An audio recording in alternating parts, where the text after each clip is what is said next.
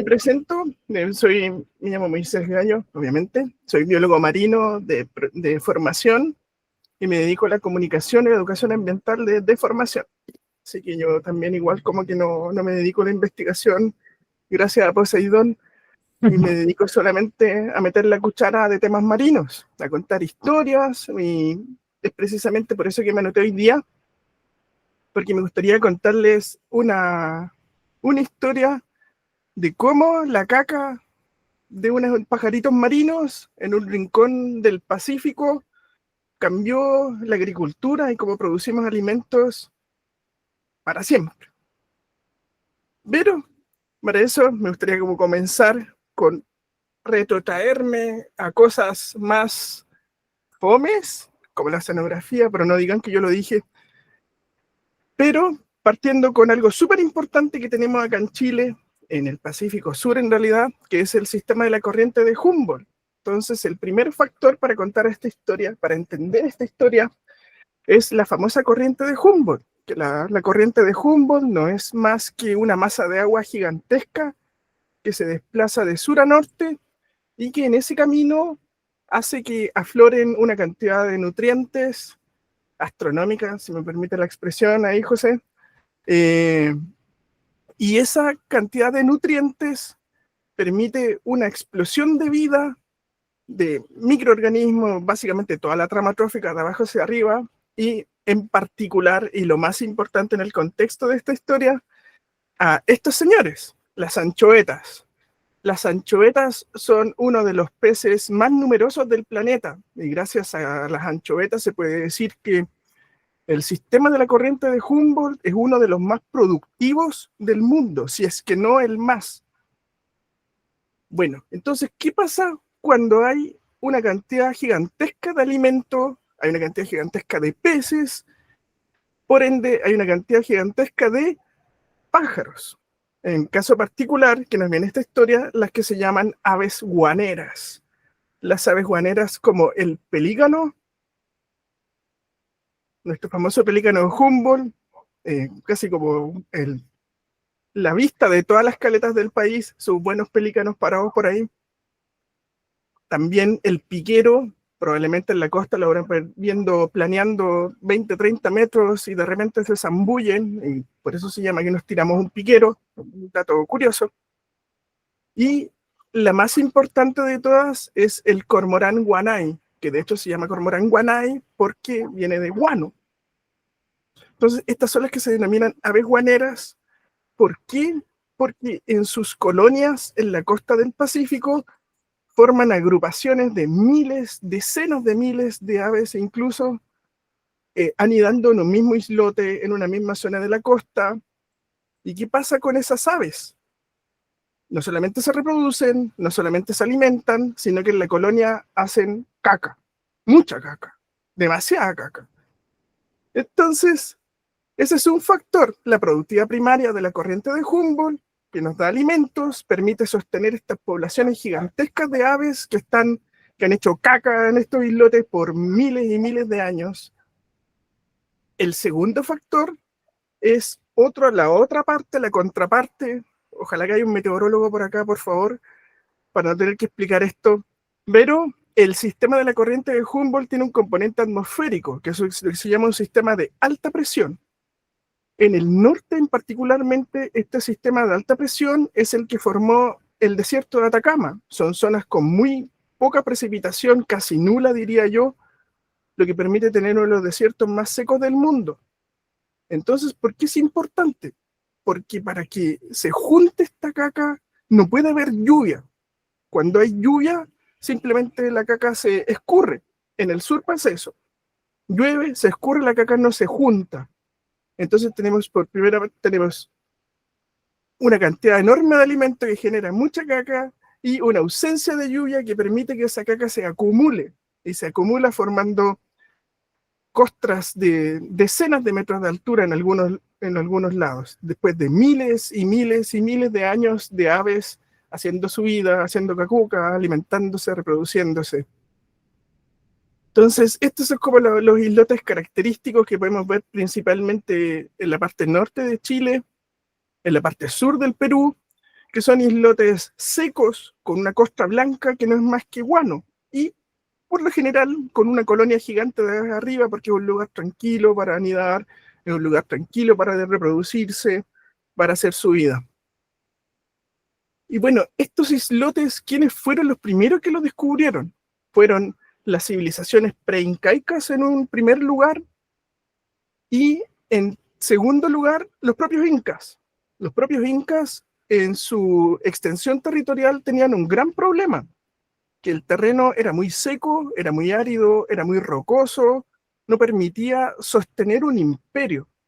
Entonces, ¿qué pasó? Descubrieron estos islotes en la costa que tenían esta sustancia media extraña, que cuando la agregaban a sus cultivos, los cultivos se multiplicaban. Era muy beneficiosa, y entonces, sin saber por qué, fue una práctica. De hecho, ellos mismos le pusieron el nombre guano, que viene del quechua guanu. Tenían hasta una deidad local a la que se encomendaban para que por favorcito la cosecha de caca fuera muy buena. De hecho, se los reconoce también hasta como los primeros conservacionistas, porque ellos fueron los primeros en entender que al no perturbar a las aves, se podía mantener esta cosecha constante, sostenible de guano. Y de rebote, esto les permitió al imperio inca florecer y extenderse en la extensión que lograron. Entonces fue como maravilloso para ellos. En la colonia, lamentablemente, no se perdió un poco esos saberes al desaparecer el imperio inca, pero en el siglo XIX ocurrió algo bien particular en Europa. En Europa ocurrió la revolución industrial, y de pronto en toda Europa había una cantidad enorme de gente que alimentar, y los campos no daban para eso. A alguien se le ocurrió, oye, aquí hay unos textos bien antiguos que hablan de que los incas, estos indios, usaban esta sustancia, importemos un poco a ver qué pasa. ¿Qué pasó? Los, la agricultura en Europa se disparó en productividad gracias al guano. Entonces empezó básicamente una fiebre del oro blanco en este caso, una fiebre, por no decir la fiebre de la caca, que suena más feo, pero una cantidad enorme de exportación de guano, de todo este excremento, todo este fertilizante a los campos de Europa. Se descubrió que esto se producía porque el guano, el excremento de las aves marinas, era muy rico en nitrógeno y otros microelementos muy necesarios para la agricultura, para el crecimiento de las plantas. Pero ¿qué pasó? Como toda explotación de recursos naturales, en primer lugar empezó la sobreexplotación.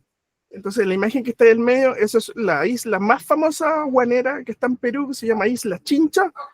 La costra ahí medía como 50 metros. Entonces ustedes ven esos guanos de arriba hasta abajo, puro guano, miles y miles de años de aves.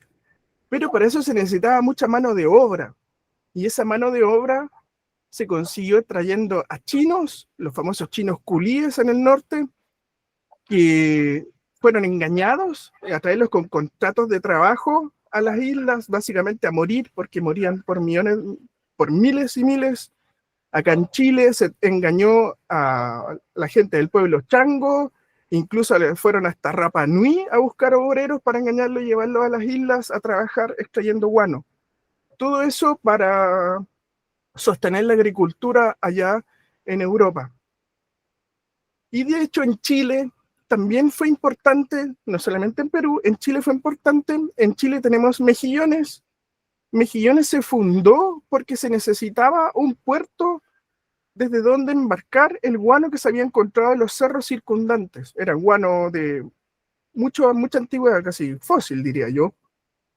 Pero así se fundó Mejillones. Está íntimamente ligado al guano, luego al salitre, luego a todos los minerales, pero así partió en la primera década del siglo XIX. Mejillones. Y también más al norte, llegando a Iquique, especialmente en la zona sur de Iquique, hasta el día de hoy se pueden ver restos de las faenas guaneras, las pasarelas para circular entre los acantilados, algunas bases, algunos cimientos de las casas de piedra que se usaban. Y Iquique también era un puerto guanero. De hecho, Iquique al frente tiene una isla que se llama Isla Serrano. La Isla Serrano, ex Isla Serrano, era una colonia de aves marinas. Tenía una costra gigante de guano, la cual la sobreexplotaron hasta agotarla. Luego llegó el desarrollo inmobiliario, bueno, el desarrollo industrial en este caso, porque la isla se aplanó y se hizo lo que hoy es el puerto de Iquique, y se la conectó al continente, por eso ya no es más una isla. Desapareció. ¿Y qué pasó entonces con el guano? A medida que el guano tenía un problema. Era muy hediondo, era muy fácil, era muy difícil de extraer, era muy difícil de exportar, y pasó que se descubrió el salitre. El salitre, empezó el boom salitrero en el norte, el guano fue perdiendo preponderancia, porque el salitre era más fácil de embarcar, más fácil de extraer, era más efectivo que el guano, pero aún así en Chile hubo una extracción de guano menor, pero ya con el salitre murió un poco ese boom del guano, y a su vez el boom del salitre se acabó gracias a estos dos químicos alemanes, Haber y Bosch, con su proceso para producir amoníaco de forma artificial, y eso sepultó al salitre, sepultó aún más al guano. Hasta el día de hoy todavía se extrae guano en las costas de Chile, sin embargo la mayor parte se hace de forma ilegal, y obviamente que se perturban colonias de aves marinas, y de hecho es un delito extraer guano de forma ilegal, pero mayormente se usa a pequeña escala para la agricultura ecológica y para otros tipos de agricultura, porque es muy efectivo para esos crecimientos. Y bueno, ¿qué pasó con las aves marinas? Afortunadamente, el descubrimiento del salitre sintético, como se le llamaba, permitió salir un poco de esa dependencia del guano y darle un respiro a las colonias de aves marinas, porque la verdad es que ya estaban siendo perturbadas por sacar el guano, echaban a todas las aves marinas se fueron recuperando un poco, y bueno, tienen un montón de problemas más, pero al menos que ya las dejen cagar en paz, no es uno de esos problemas. Y también el tema de... ¿Qué había pasado esto? Bueno, el tema de la gripe aviar, muchos de los problemas que tienen las aves marinas, pero al menos lo que yo les quería contar con esta historia es que el guano está íntimamente ligado a la historia del norte de Chile, del sur del Perú, y es uno de los casos más antiguos de extractivismo que tenemos acá en este país. Y en una próxima ocasión les pienso contar cómo las ballenas salvaron la economía del norte. Eso, muchas gracias.